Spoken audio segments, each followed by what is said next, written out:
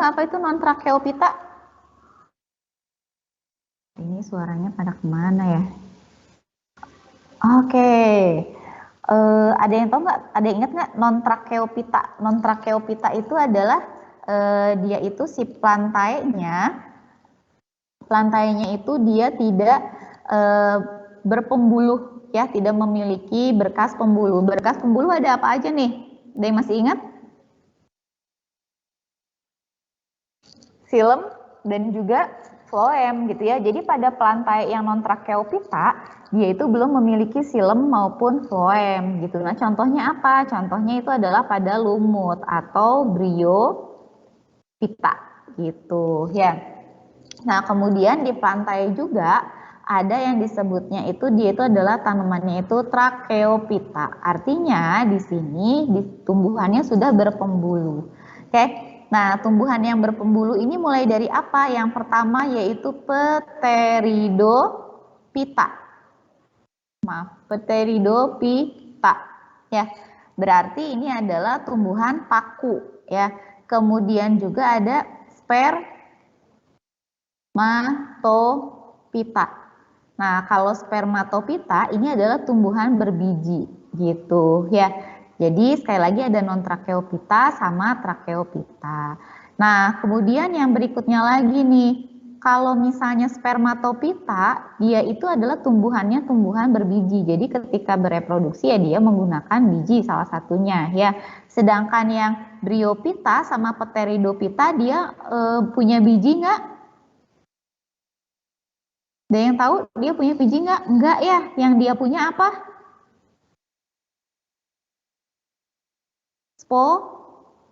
Spora ya. Jadi dia itu berkembang biak dengan spora gitu. Diingat-ingat lagi ya. Nah, spermatophyta ini terbagi menjadi dua, yaitu yang satu namanya adalah gymnospermae ya. Kemudian juga angiospermae. Nah, kalau yang gymnospermae atau biasa dikatakan adalah tumbuhan berbiji apa? Berbiji terbuka gitu ya. Nah, sedangkan kalau yang angiospermae itu dia adalah berbiji tertutup. Nah, ini.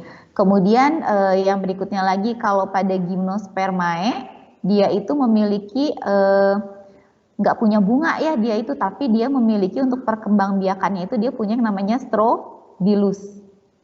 Nah, sedangkan kalau pada angiospermae dia itu punya apa? Dia punya yang namanya bunga. Nah, kemudian yang kalau misalnya pada angiospermae, siapa yang masih ingat? Dia itu memiliki pembuahan. Pembuahannya pembuahan apa? Pembuahan tunggal, pembuahan ganda. Ganda bukan? Iya, dia itu punya pembuahannya itu adalah pembuahan ganda.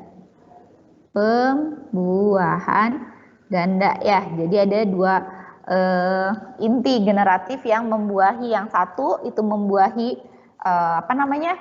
Membuahi sel telurnya ya menjadi zigot. Kemudian yang satu lagi adalah yang membuahi kandung lembaga sekunder menjadi endosperm. Oke.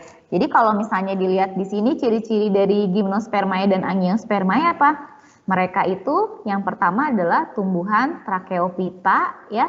Kemudian mereka termasuk tumbuhan biji.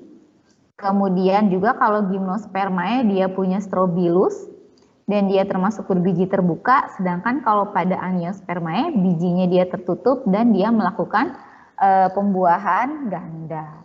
Oke, itu ya. Sampai sini dulu, ada yang mau ditanyakan? Ada? Oke, kalau tidak ada kita lanjut. Nah, yang berikutnya adalah katanya menjelaskan siklus hidup Phaseola hepatica ya. Atau Phaseola hepatica ini dia termasuk ke dalam filum apa sih? Ada yang masih ingat nggak? Dia itu adalah cacing pipih. Ya, berarti dia itu termasuk ke dalam apa? Filum Cacing pipih apa tadi kelas 12.1 Ibu udah nerangin nih. Cacing pipih yaitu platyhelminthes ya, cacing pipih. Nah, di sini fasenya bagaimana, siklus hidupnya bagaimana. Nah, kalian bisa lihat di sini. Jadi fasiol hepatika itu dimulai ketika misalnya di sini itu ada hewan ternak ya, baik itu sapi ataupun kambing yang dia itu sudah terinfeksi oleh si fasiol hepatika. Kemudian si fasiol hepatika tersebut dia itu bertelur ya. Nah, kemudian telurnya itu akan keluar bersama-sama dengan feses hewan ternak. Nah, ketika keluar, kemudian dia itu berkembang menjadi yang namanya apa? Miracidium. Ya. Nah, kemudian si Miracidium ini biasanya dia punya flagel, dia bisa bergerak gitu ya di perairan, kemudian masuk ke dalam tubuh siput. Ya. Nah, di dalam tubuh siput ini terjadi beberapa tahapan. Dari Miracidium ini menjadi sporokista, kemudian menjadi redia, dan menjadi serkaria. Nah, nanti si serkaria ini akan keluar dari tubuh siput ya. Nah, kemudian akan berkembang menjadi metaserkaria yang menempel di rumput. Nah, si serkaria ini salah satu cirinya adalah dia itu kayak ada flagelnya atau alat geraknya sehingga dia bisa berenang di perairan. Nah, kemudian setelah menempel di rumput, apa yang terjadi? Rumput tersebut misalnya dimakan oleh hewan ternak. Nah, maka nanti si hewan ternak tersebut akan terinfeksi oleh si metaserkaria yang akan berkembang biak di dalam tubuhnya gitu. Nah, ini ya, makanya salah satunya itu kalau misalnya kita lagi Idul Adha tuh ya, biasanya suka ada pemeriksaan katanya dari daging sapi maupun daging hewan ternak yang lain gitu, karena dikhawatirkan ada apa? Ada fasiola hepatika gitu. Udah ya, kita lanjutkan lagi nih. Nah, yang berikutnya katanya membedakan ciri-ciri hewan vertebrata. Oke, hewan vertebrata ada apa aja nih? Dimulai dari yang paling sederhana, ada apa?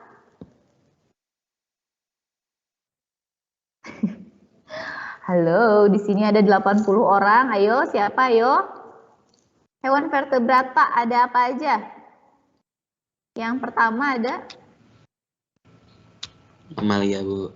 Oke, boleh. Maulidito katanya di sini dulu yang mau ada mamalia. Nah, yang paling sederhana dulu nih, Dito, ada apa, Dito? Yang paling sederhana, Bu.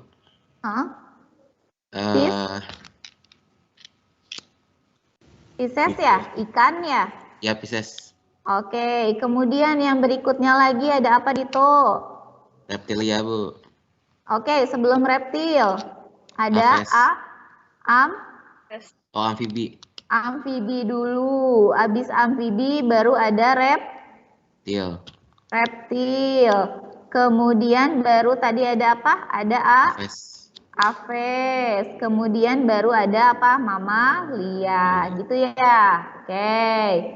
Nah, sekarang kalau misalnya berdasarkan sisiknya nih yang pertama. Misalnya kalau berdasarkan sisik. Pisces ada sisiknya nggak? Ada, Bu. Ada amfibi? Enggak. Nggak ada ya. Reptil? Ada. Ada Aves? Enggak ada. Nggak ada. Mamalia? Enggak ada. Nggak ada ya, kecuali kalau yang suka pakai hand body, biasanya orang bisa bersisik ya, gitu ya. Oh iya. Oke. Berikutnya suhu tubuh. Nah, suhu tubuh itu ada apa aja? Ada yang kita kenal sebagai poikiloterm, sama satu lagi apa?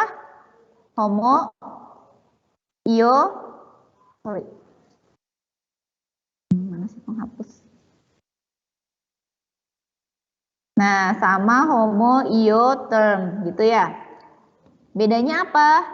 Kalau poikiloterm itu dia bisa dikatakan sebagai hewan berdarah dingin. Nah, Jadi kalau poikilotherm ini dia itu sangat dipengaruhi oleh suhu lingkungan gitu. Sedangkan kalau yang homoiotherm dia itu adalah hewan yang berdarah panas. Nah, biasanya dia itu tidak dipengaruhi oleh suhu lingkungan gitu. Jadi kalau misalnya hewan-hewan yang di poikilotherm itu dia itu ketika misalnya ada terjadi perubahan suhu yang terlalu ekstrim, biasanya mereka tidak bisa bertahan. Beda halnya dengan yang homoiotherm gitu. Kalau yang homoiotherm itu dia masih bisa bertahan gitu ketika suhu lingkungannya dia tidak ekstrim gitu, terjadi perubahan yang ekstrim. Nah, hewan-hewan yang mengalami yang berdarah dingin ini atau yang poikilotherm itu dia itu adalah pada Pisces ya, saya tulisin P berarti poikilotherm, kemudian pada amfibi, kemudian pada reptil. Nah, kalau untuk aves dan mamalia dia itu sudah homoiotherm gitu. Kemudian yang berikutnya adalah ruang jantung. Oke, kita tahu ya kalau ruang jantung itu ada yang namanya atrium ya. Atau atrium itu apa sih? Serambi ya. Nah, serambi, kemudian juga ada ventricle. Atau apa itu ventricle? Ventricle itu adalah bilik ya. Nah, kalau ruang jantung pada ikan bagaimana? Ada berapa jumlahnya? Apakah ada atrium dan ventricle-nya? Ada. Dia itu terdiri dari 2 ruang. Ya, kalau pada ikan. Jadi ada 2 ruang. Nah, 2 ruang ini apa saja? 2 ruang ini yaitu terdiri dari 1 atrium, kemudian ada lagi adalah 1 ventricle. Nah, gitu ya. Ini adalah pada ikan gitu. Lalu bagaimana kalau dengan amfibi? Amfibi dia itu ruang pada jantungnya ada 3 ya. 3 ruang yang terdiri dari 2 atrium, kemudian 1 ventricle gitu ya. Nah, kemudian bagaimana dengan reptil? Nah, kalau reptil dia itu udah ada 4 ruang. Ya, sama kayak manusia punya 4 ruang, yaitu 2 atrium, kemudian 2 ventricle. Tetapi yang harus kalian ingat, ternyata sekat pada ventricle-nya dia belum sempurna. Jadi seperti ada celah yang namanya adalah foramen Panizae gitu ya. Jadi ini sekat belum sempurna. Nah, lalu yang berikutnya apa lagi? Nah, yang berikutnya adalah aves. Kalau aves sama seperti mamalia. Jadi dia itu sudah punya 4 ruang ya dengan sekat yang sempurna gitu ya. Oke, lalu yang berikutnya fertilisasi. Kalau Pisces fertilisasinya di dalam tubuhnya atau di luar tubuh? Fertilisasi internal atau eksternal? Pernah ngelihat ikan melakukan kopulasi? Enggak ya. Nah, kalau ikan itu biasanya dia itu fertilisasinya adalah eksternal. Begitupun pada amfibi dia itu biasanya fertilisasinya dia eksternal gitu ya. Walaupun terjadi biasanya yang jantan itu dia mendekati yang betina gitu untuk memudahkan proses pentransferan sperma. Kemudian kalau reptil juga sama ya, eksternal aves. Nah, aves dan mamalia baru dia itu biasanya melakukan di dalam gitu ya, fertilisasi atau pembuahan ya. Oke, itu tadi mengenai ciri-ciri pada hewan vertebrata. Nah, yang berikutnya nih mengenai daur hidup nitrogen ya, atau di sini katanya menjelaskan proses daur nitrogen. Jadi daur nitrogen ini merupakan salah satu bagian dari yang namanya daur biogeokimia ya. Nah, si daur nitrogen ini dia itu punya beberapa tahapan. Tahapan yang pertama yaitu yang biasanya kita sebut sebagai fiksasi ya, fiksasi nitrogen. Apa itu fiksasi nitrogen? Fiksasi nitrogen itu adalah proses pengikatan Nah, gitu ya, proses pengikatan nitrogen yang ada di atmosfer. Jadi di sini nitrogennya dia ikat, kemudian dia rubah. Diikatnya oleh siapa? Biasanya oleh ini ya, bakteri Rhizobium. Yang Rhizobium biasanya banyak terdapat salah satunya pada tanaman kacang-kacangan. Nah, si nitrogen bebas ini kemudian oleh si bakteri Rhizobium diikat, kemudian dirubah menjadi apa? Menjadi amonium ya atau amonia, yaitu NH4 ya, NH4+. Nah, kemudian yang berikutnya, yang kedua yaitu terjadi proses nitrifikasi. Nitrifikasi ya. Nah, nitrifikasi ini terdiri dari dua. Yang pertama itu adalah nitritasi. Yaitu apa nitritasi? Perubahan dari amonium NH4 menjadi apa? Menjadi nitrit atau NO2-. Ya, ini nitrit. Nah, NH4 ini dibantu oleh siapa? Oleh bakteri. Namanya adalah Nitrosomonas, bakterinya itu. Dan juga bakteri Nitrosococcus gitu ya. Nah, yang berikutnya tahapannya itu ada nitrifikasi, ada juga yang namanya adalah nitratasi. Apa itu nitratasi? Nitratasi itu yaitu perubahan dari nitrit ya menjadi nitrat atau NO3- ya, ini nitrat. Nah, ini dibantu oleh bakteri. Bakteri apa? Bakteri nitrobakter gitu ya. Nah, setelah ini baru tahapan yang ketiga yaitu yang namanya adalah denitrifikasi. Oke, gitu ya. Kalau tampilan di kalian ada kendala nggak? Amil, layarnya pecah nggak? Nggak ya? Oke, berarti di yang saya aja yang pecah, nggak apa-apa.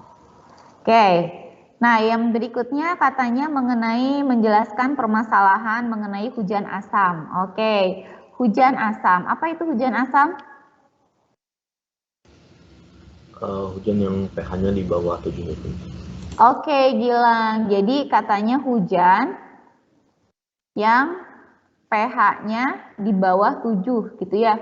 Di bawah 7 gitu ya. Jadi biasanya dia sifatnya berarti asam gitu.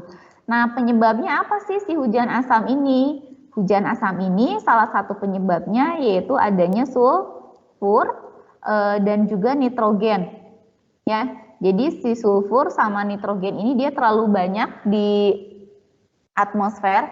Jadi hasil-hasil dari pabrik, kemudian asap kendaraan bermotor, dan mungkin ada letusan gunung berapi dan sebagainya, itu menghasilkan sulfur sama nitrogen yang yang banyak di atmosfer. Nah, kemudian nanti itu apa yang terjadi? Yang terjadi adalah ketika dia berikatan sama air, kemudian turun hujan, maka itu bisa menyebabkan hujan asam gitu ya. Dah itu aja dah kalau yang tentang hujan asam. Oke, nah yang berikutnya nih katanya menjelaskan fungsi dari organel sel. Oke, ini sel hewan, sel tumbuhan? Hewan, Bu. Ini sel hewan. Oke, sip ya, karena dia nggak punya dinding sel ya, nggak ada bagian yang tetapnya gitu ya, yang kakunya. Oke, yang nomor 1 ini apa sih? Nukleus. Oke, betul ya, nukleus atau apa? Inti sel. Sip. Nomor 2 apa nih? Badan Golgi.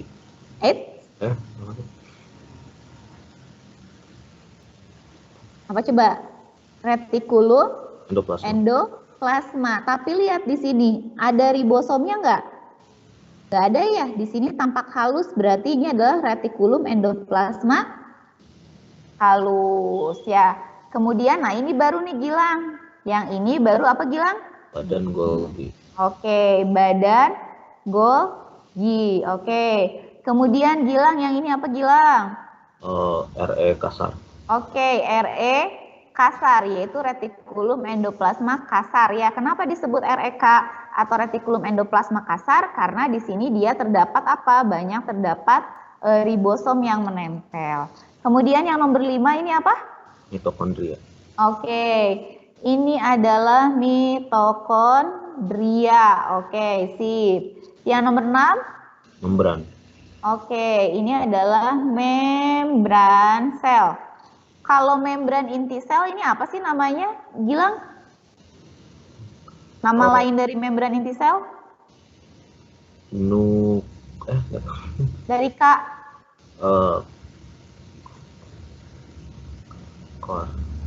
Apa coba? Kario? Siapa ingat? Kario T? Kak, gitu ya. Nah, kemudian yang ini nih, yang kayak serabut-serabut, apa ini? Mikrofilamen. Oke. Kemudian yang nomor 9 apa nih? Lisos. Bukan. Bukan, yang membantu untuk proses pembelahan sel.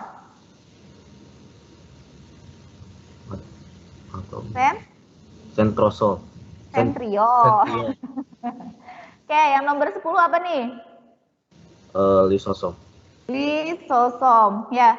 Walaupun sebetulnya kadang suka ada juga yang bulat kayak gini, dia itu adalah satu lagi ada mirip-mirip ya, peroksisom gitu. Ya, oke.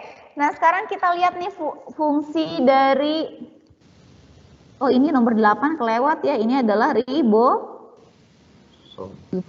Oke, sekarang kita lihat nih fungsi dari organel-organel ini. Nah, fungsi dari organel ini yang pertama nukleus. Nukleus itu adalah sebagai apa? Yang mengatur kerja sel. Oke, dia itu punya fungsi adalah sebagai pengatur kerja dari sel ya. Jadi otaknya sel yaitu si intinya gitu ya. Nah, di dalam inti ini terdapat apa? Terdapat DNA ya, sama RNA atau mRNA biasanya. Oke, kemudian yang berikutnya nomor 2, retikulum endoplasma halus. Nah, retikulum endoplasma halus dia punya fungsi sebagai apa nih? Membantu proses sintesis protein. Lemak ya, kalau REH.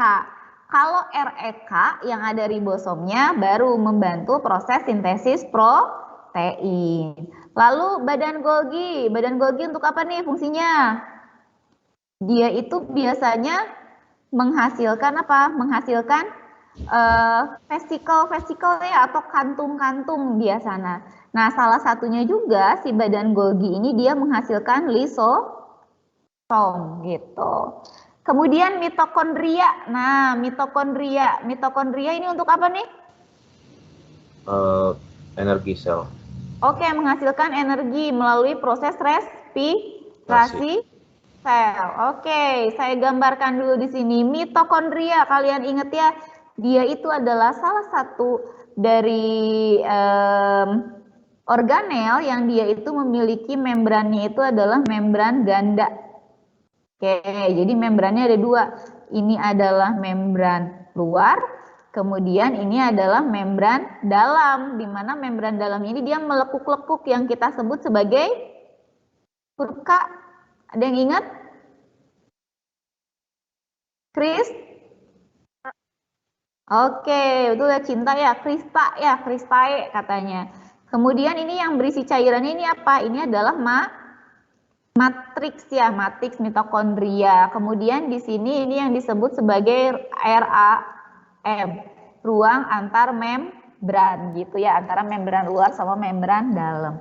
Pertanyaannya, pada proses respirasi sel di matriks nih, proses respirasi sel apa yang terjadi di matriks? Siapa yang ingat? Ayo.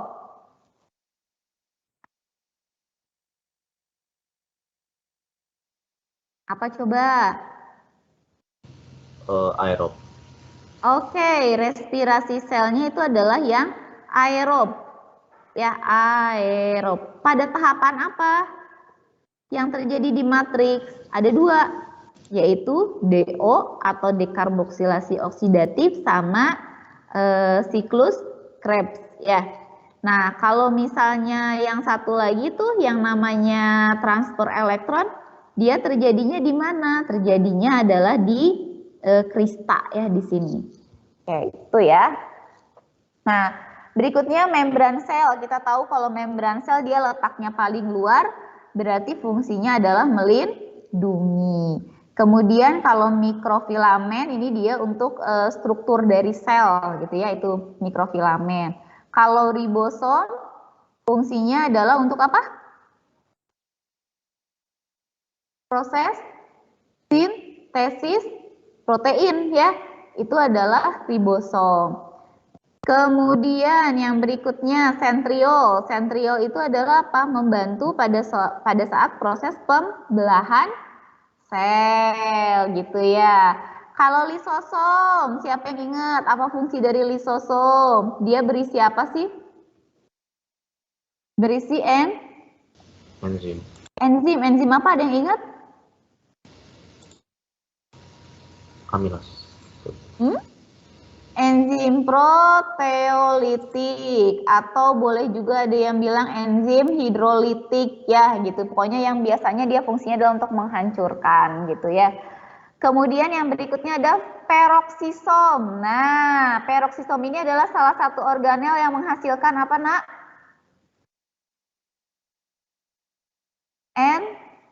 Enzim apa? Ada yang ingat? Enzim yang berperan untuk memecahkan H2O2 menjadi H2O plus O2.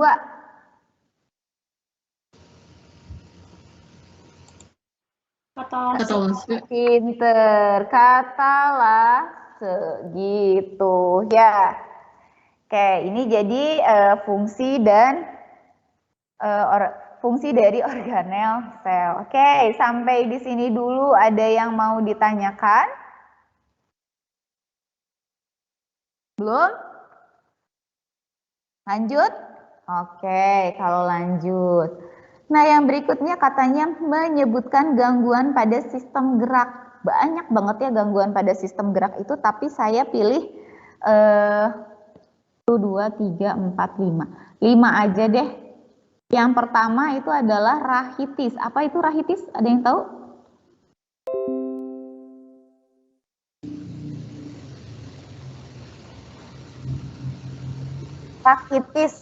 Rakitis itu jadi pada si tulangnya itu biasanya kekurangan kalsium gitu, sehingga menyebabkan biasanya kalau pada kaki itu bentuknya itu tidak teratur gitu ya, jadi suka membengkok-bengkok, itu yang rakitis. Kemudian reumatoid, apa itu reumatoid? Biasanya terjadi apa kalau orang yang punya reumatik? Biasanya sendi ya, yang kenanya itu adalah sendi. Jadi si sendinya itu dia itu cenderung membengkak gitu ya. Kemudian gout arthritis. Gout arthritis itu apa? Sakit di sendi juga. Oke, asam urat ya, sakit di sendi, betul, peradangan ya, asam urat. Kemudian dislokasi. Apa itu dislokasi? Tulangnya posisinya salah. Oke, pergeseran posisi tulang ya, jadi tidak sesuai dengan yang seharusnya. Kemudian osteoartritis, kalau ada tistis di belakangnya berarti dia adalah peradangan ya. Ini juga osteoartritis adalah peradangan pada tulang biasanya ya. Oke, dilanjut lagi aja ya. Oke, berikutnya. Nah, katanya membandingkan antara tekanan sistol sama tekanan diastol. Gampang ya, lihat aja di gambar di sini. Ini adalah yang disebut sebagai tekanan sistol, ini yang disebut sebagai tekanan diastol. Ada yang bisa menerjemahkan coba dari gambar, jadi apa itu perbedaan antara tekanan sistol dan diastol?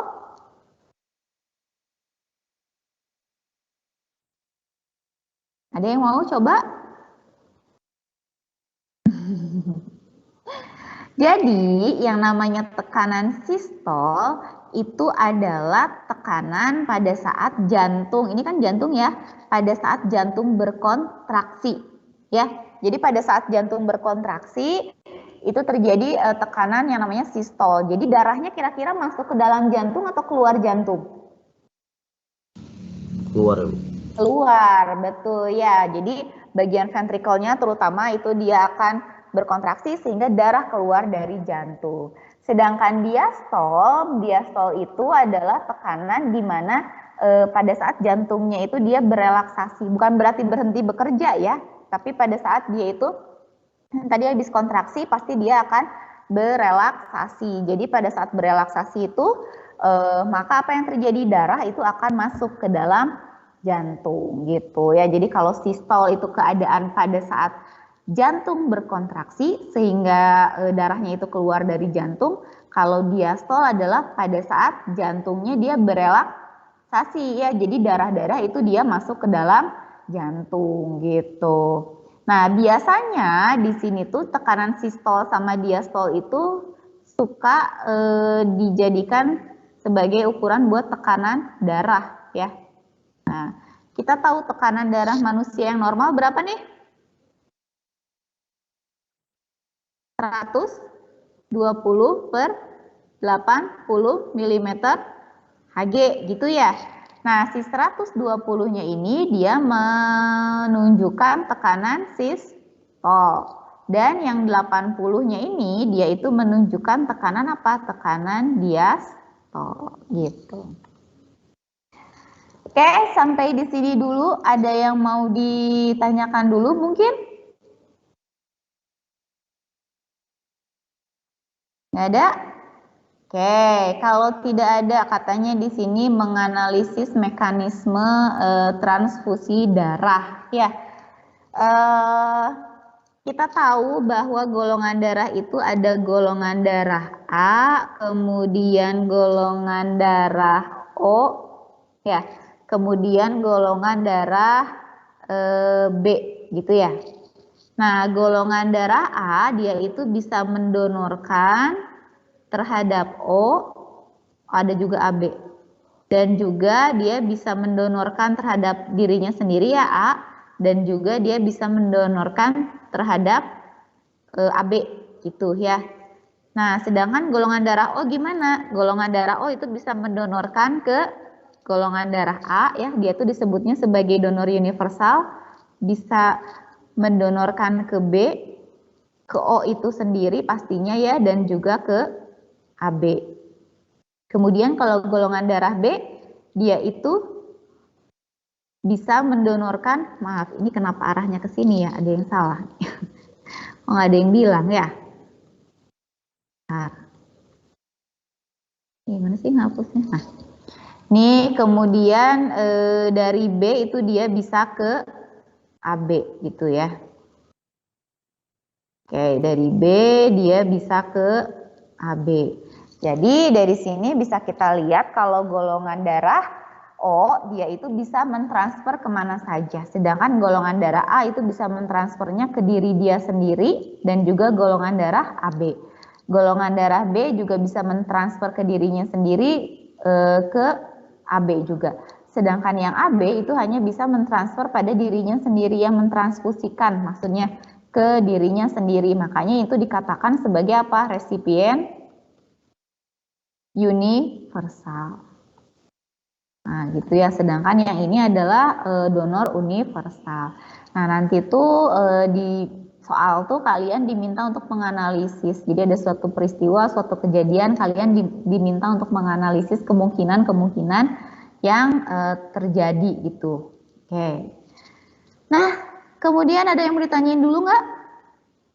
Nggak ada? Terakhir nih, mengenai peredaran darah ya, urutan peredaran darah. Oke, kita tahu urutan peredaran darah itu ada yang namanya adalah peredaran darah kecil.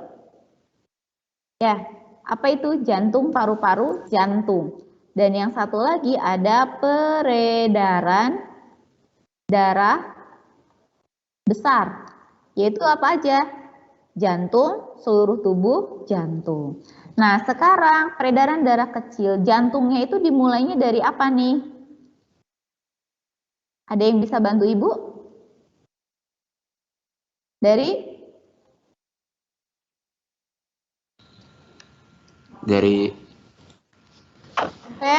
ventricle. Ventricle kanan kiri. Kanan. Oke, ventricle kanan ya. ventrikel K berarti kanan ya, menuju ke mana? Ke arteri pulmonalis. Oke, kemudian ke arteri pulmonalis. Oke, kemudian dari arteri pulmonalis menuju ke Paru-paru. paru. Oke, paru-paru. Kemudian dari paru-paru itu Vena pulmonalis. oke, ke vena pulmonalis. Nah, lalu masuk ke mana? Ke atrium Oke, kiri. ke atrium kiri. Gini ya. Nah, sekarang yang jadi pertanyaan. Kalau mau ganti warna tuh gimana sih? Oh ini. Oke, yang jadi pertanyaan. Darah yang dibawa dari ventrikel kanan ke arteri pulmonalis, dia banyak mengandung apa nih? Oksigen atau CO2? CO2, Bu. Oke, CO2. Masuk ke paru-paru juga di sini CO2. Kemudian di paru-paru dirubahlah CO2 ini bertukar dengan apa? Oksigen. Sehingga yang masuk ke vena pulmonalis dan juga sampai ke jantung bagian atrium kiri itu adalah oksigen. Nah, sedangkan kalau yang peredaran darah besar itu dimulainya dari apa? Dimulainya dari ventrikel kiri. Oke, dari ventrikel kiri, kemudian dia akan diedarkan ke seluruh tubuh melalui pembuluh arteri yang paling besar, yaitu apa? Aorta. Dari sini baru ke seluruh tubuh, kemudian dari sini lalu masuk lagi nih ke jantung melalui apa? Melalui vena cava. Ya, kalau dari atas tubuh namanya vena cava superior, kalau dari bagian bawah tubuh namanya adalah vena cava inferior. Nanti setelah ini baru masuk lagi kemana? Ke atrium kanan. Ya, nah sekarang yang dibawanya apa nih darahnya? Tadi kan inget ya dari O2 itu dari vena pulmonalis mengandung O2, darahnya masuk ke atrium kiri, lanjut masuk ke ventrikel kiri, berarti di sini yang dibawanya adalah oksigen. Ya, nah kemudian oksigen ini masuk ke aorta, dari aorta diedarkan ke seluruh tubuh. Nah di seluruh tubuh terjadi pertukaran antara oksigen masuk ke sel-sel dengan ditukar dengan apa? Dengan CO2. Jadi dari sini hasilnya apa?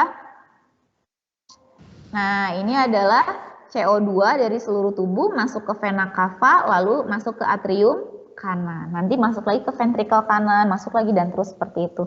Ini adalah yang disebut sebagai peredaran darah, proses peredaran darah. Ini harus diingat ya, karena ini biasanya sering sekali keluar di soal-soal tentang peredaran darah.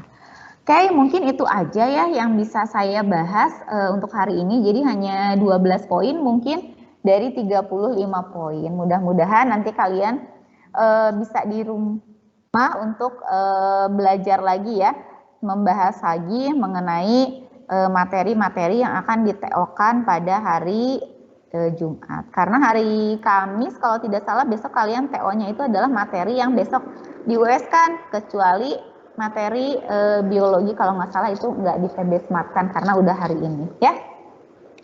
Oke, itu aja mungkin dari saya. Terima kasih untuk semuanya. Sampai ketemu lagi.